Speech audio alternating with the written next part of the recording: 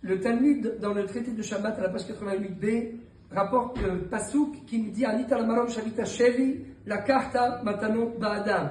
Tu es monté aux cieux et tu as pris la Torah en otage. Shevi, nous dit Rabbi, nous dit le Chida, Maral Chida, Rabbi Haim David Azoulay. Shevi, ça correspond aux initiales de Shimon Bar Yochai, Shin Bet Yud. À quoi fait-il allusion? On ne sait pas. Donc on va répondre rapidement, puisque Maurice s'impatiente. On va répondre rapidement à ces questions. Nous dit le Talmud, lorsque Rabbi Akiva a été emprisonné par les Romains, parce qu'il avait enseigné la Torah de façon illégale à l'époque, puisqu'on rappelle bien évidemment que Baruch Hashem, à l'époque, en Israël, il n'y avait pas de souveraineté, et il y avait il n'y avait pas de souveraineté, et nous étions sous la tutelle des Romains, après la destruction du deuxième temple. Mais il y avait les Tanaïm. Oui, mais aujourd'hui, nous, même sans les Tanaïm, Baruch Hashem, on a un État, une souveraineté avec une armée. Attendez, on n'a pas embrassé le drapeau. Hazak Baruch. Et donc, vient Rabbi Shimon visiter son maître en prison, et il lui dit, Rabbi Lamdeni Torah, enseigne-moi la Torah. Alors voilà que Rabbi Akiva lui dit, non, je ne t'enseignerai pas la Torah.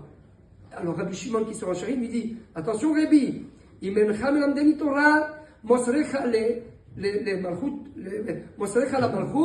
Ve Agidotcha le Yochai Abba. Si tu refuses de m'enseigner la Torah, eh bien, je te livrerai aux autorités et je te dénoncerai à mon papa Yochai.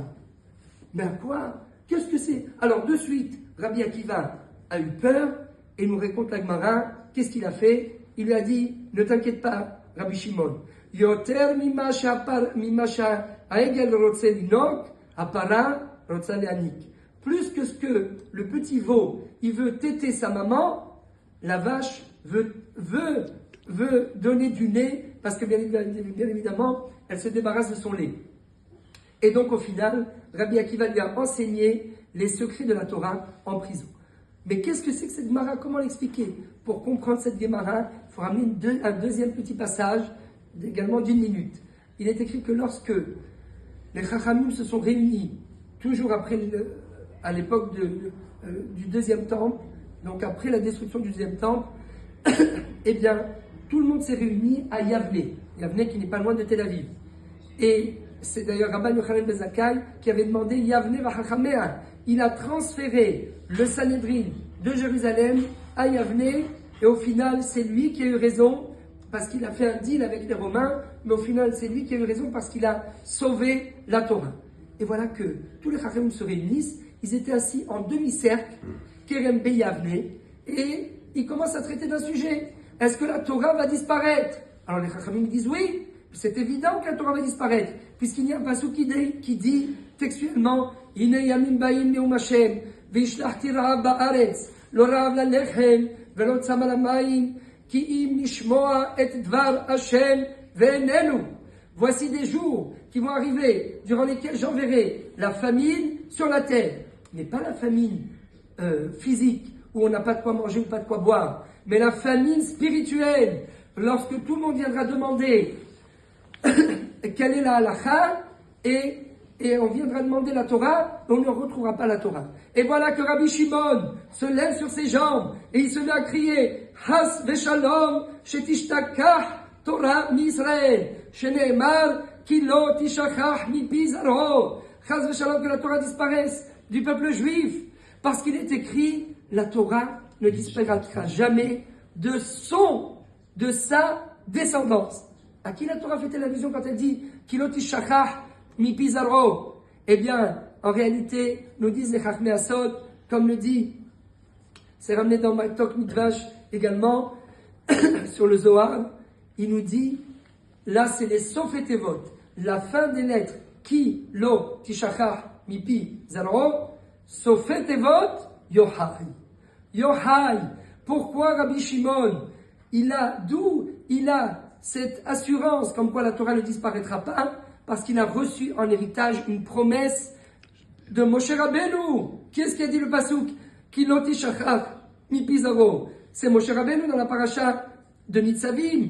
tout le livre de Dvarim a été écrit par Moshe Rabbeinu, il a été rajouté aux 4 livres, mais parce qu'il a le même niveau que la Torah, mais c'est Moshe Rabbeinu qui l'a prononcé. Donc qui est-ce qui a dit Kiloti Shachar mi Pizarro en prophétie? C'est le même Moshe Rabbeinu qui est monté aux cieux pour récupérer et pour prendre la Torah en otage, et sur qui les anges lui ont dit Alita la marom shavita shevi la carte matanot ba'adam, tu es monté dans les cieux pour prendre la Torah en otage, et tu mérites, toi et tous les enfants d'Israël, 2 couronnes en cadeau, une par rapport à la C et une deuxième par rapport à l'Ishma. Et c'est pour cela que Maran Achida nous dit Shevi, initiale de Shimon Bar Yochai, parce que Rabbi Shimon Bar Yochai a reçu en promesse, en prophétie de Moshe Rabbeinu, comme quoi il sera la 2e personne au monde qui dévoilera la Torah de nouveau. La première, c'était Moshe Rabbeinu qui nous a transmis la Torah. La deuxième, c'est Rabbi Shimon Bar Yochai qui nous transmet les secrets de la Torah.